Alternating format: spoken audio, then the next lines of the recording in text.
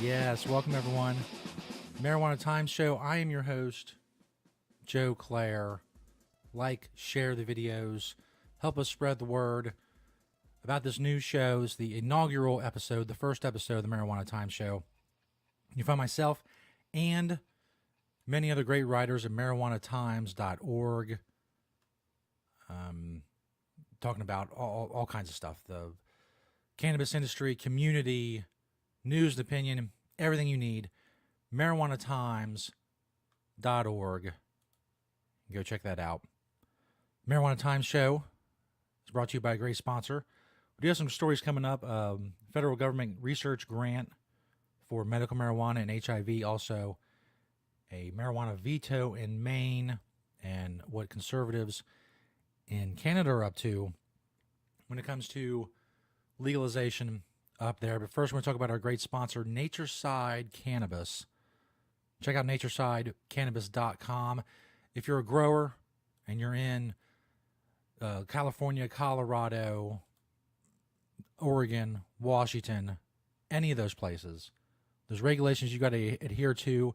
Check out naturesidecannabis.com. All natural, organic pesticides for your grow. Not only do you have regulations that are in place and more regulations coming that you need to adhere to, but also if you want your grow, you want your customers to be able to have organic cannabis, safe natural cannabis, safe natural products, check out naturesidecannabis.com. Proud sponsor of the Marijuana Times Show. Don't use nasty, dangerous pesticides on your grows. Make sure you check out Natureside Cannabis and naturesidecannabis.com. As I said, a proud sponsor of the Marijuana Times Show.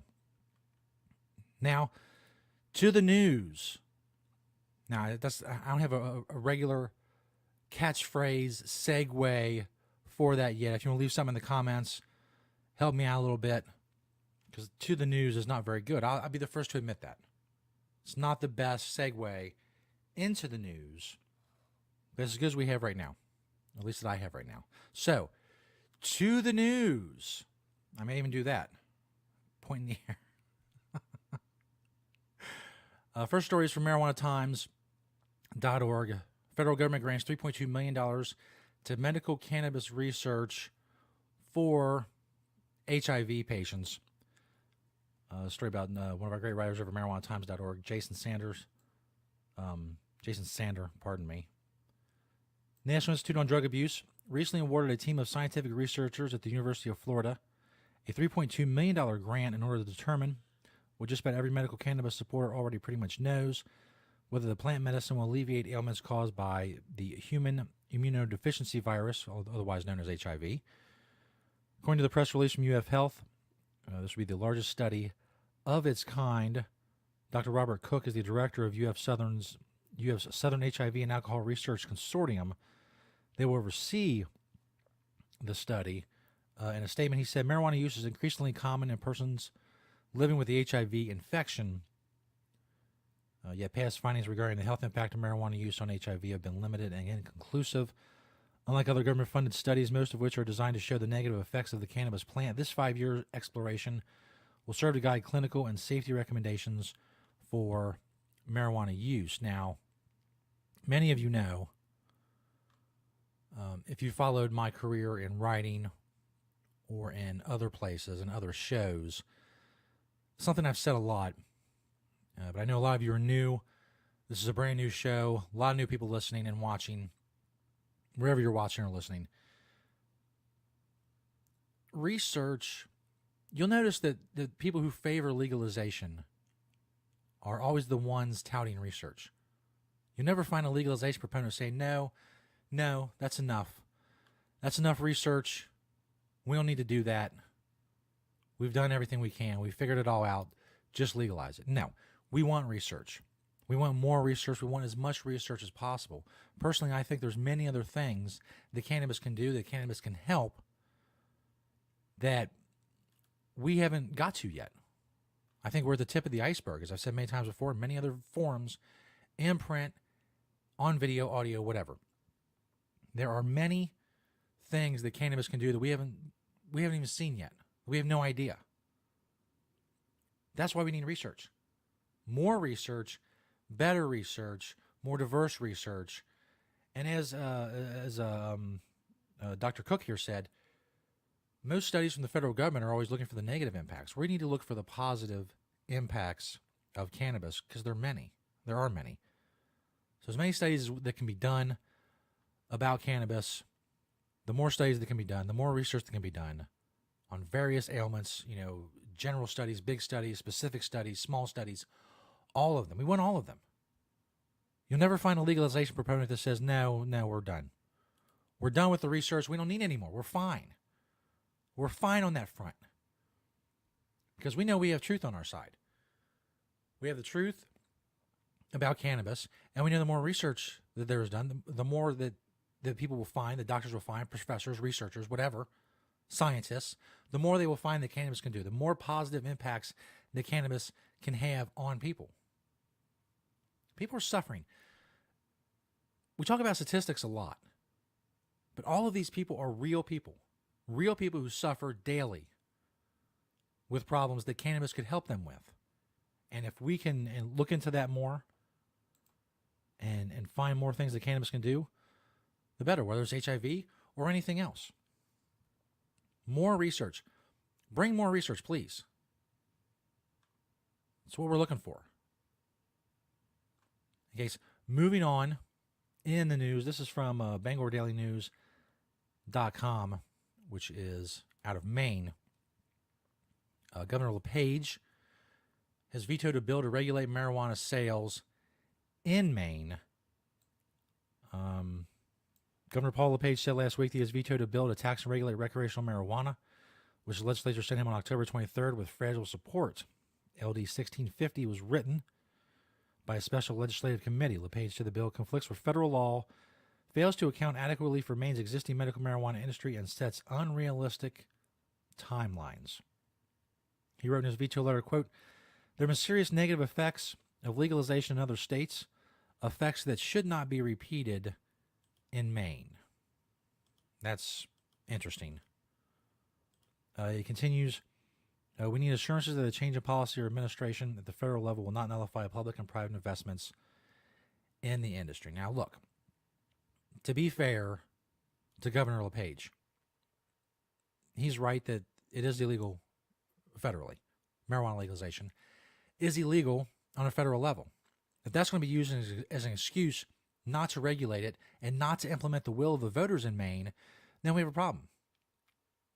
That can be used as an excuse anywhere that legalizes marijuana because it's illegal on a federal level. Now, I understand that causes problems. There's a lot of uncertainty. If someone else becomes president, how does that change the law? If the makeup of Congress has changed, will certain riders like the Blumenauer Amendment, will those riders continue? There's a lot of unknowns. There's a lot of uncertainty. Again, to be fair, that's all true. What's not true is serious negative effects of legalization in other states that he's talking about. I don't know what he's talking about. I guess he doesn't mention it in his veto letter. He does say that the medical marijuana industry and the recreational marijuana industry in Maine need to be considered together. Again, that's all fair. Things are going to have to be worked through to get to where we need to be, whether it's in Maine or any other state. Here's the problem. Governor LePage has been very much against marijuana legalization since the get-go. You can go to Marijuana Times and other places and search Governor LePage, Maine legalization. He said time and time again that he's not for it, which, again, is fair. He's allowed to hold whatever opinion he wants. But, one, the people of Maine voted for legalization. He is bound by law to implement the will of the voters. But second, I mentioned before things I've talked about in other places in writing, on other shows. This is another one of those things.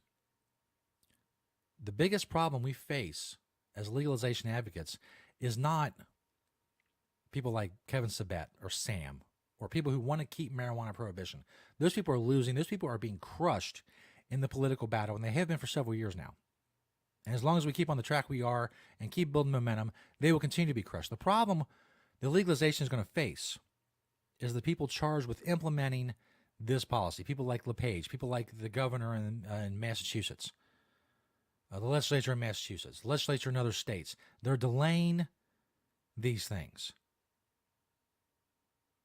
There's going to be delays in Maine, obviously. They're nowhere near close to agreeing on this. The people who are in charge of implementing marijuana legalization, they are going to be the problem going forward. And they're going to be a big problem. We have to fight them. We have to fight excessive regulation, excessive taxes. It's still a huge fight, no matter what happens. Even if the federal government legalized marijuana tomorrow, the fight is not over. It's not going to be over for a very long time. We're still going to have to be here fighting for lower regulations, less restrictions, less taxes, and for politicians and bureaucrats to get out of the way and allow marijuana legalization to happen, to allow the legal cannabis industry to flourish. There's already been delays in Massachusetts. There's going to be delays in Maine. Nevada seems to have it together pretty much so far. California is supposedly on track for January for issuing licenses for retailers and growers and all that stuff. But that remains to be seen. All that remains to be seen, obviously. Next story, last but not least. We'll normally do 3 stories on the Marijuana Time Show. Again, wherever you're seeing this, share, retweet, repost, like, comment, whatever. Make sure you get live notifications on your Facebook for wherever you found this video so you can find more of them. Again, last but not least, Lyft news. Conservatives seeking to remove homegrown cannabis from federal Cannabis Act. This is up in Canada. Our friends to the north in Canada. The marijuana legalization bill is slowly working its way through the Canadian legislature. They do things up there very, very slow. It's going to take a while. But the problem is this. Certain conservatives want to take the proposed 4 plants for adults. They want to take that out of the bill. They want to strip home growing from the legalization. Now, of course, the opposition to home growing is based around the fact that people could grow and they could sell in the illegal market and so on and so forth. But it's really not legalization. You can't really call something legalization unless there's home growing. Legal possession, legal home growing, legal sales in retail establishments, that is what legalization is. The Conservative Party's justice critic, Rob Nicholson, has made numerous speeches in the House referring to the danger of homegrown cannabis being more accessible to kids. He's also now famously referred to kids using toasters to consume this homegrown kitchen cannabis. Of course, that's another supposed fear that home growing is going to allow children more access to cannabis. Now, of course, the parents have to be involved in this at this point to make sure, because there's tons of things that kids aren't allowed to do. They're not allowed to get in their prescription pills. They're not allowed to drink alcohol. They're not allowed to drink drain cleaner. This is where parents come in. They have secure home growing. But to say this is a reason to, and it looks like in Canada that a lot of the retail sales, or at least in Ontario and probably in other places, are going to be completely government controlled. Government run and owned stores. Stores that are open at the behest of the government have to follow all the government rules and are government controlled. So a lot of this could be, hey, we don't want competition. Because obviously if people are growing at home, they're going to be buying less from the retail stores.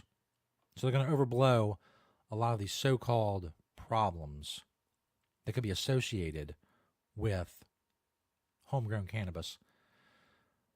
People like Rachel Harder, Conservative committee member, was an outspoken critic of the bill during the second reading, specifically identifying concerns with issues like the proposed 4-plant limit on personal cultivation. Colin Carey, another Conservative senator on the committee, expressed similar concerns, citing recent opposition from the Canadian Medical Association Journal to the 4-plant cultivation allowance. If you live in Canada and you're a cannabis consumer and you are interested in keeping home grow and interested in getting the most you can out of this legalization bill, this legalization opportunity in Canada. You have to contact whoever it is you have to contact. You have to contact your representative, your House member, the person in the Senate that represents you. Let them know. You have to make your voice heard. Because if you don't, you're going to get crap legalization. Pardon my French. You're going to get crap, government-controlled, poor quality, poor customer service, crap legalization. No home growing. You have to go to a government store that faces no competition, so has no reason to make sure that you're getting a quality product. As I said many times before, again, in other places, and this is a theme I'll hit on many times. There's so much that could be done with legalization, but we're going to settle. My fear is we're going to settle, whether it's us in the United States or people in Canada, we're going to settle for good enough. Just good enough. Because it'll be better than prohibition, whatever it is, even crappy retail stores run by the government with poor quality and bad customer service because they have no incentive to be good at anything because they face no competition. They're, excuse me, everybody's going to settle for that. Everybody's going to say, well, it's better than prohibition, so this is what we got. But we can't settle. We can't settle. Whether it's the United States, Canada, you cannot settle for poor legalization, for crap legalization, and I hope you don't. Thanks, everybody, for checking out the Marijuana Times. Thank you, Natureside Cannabis.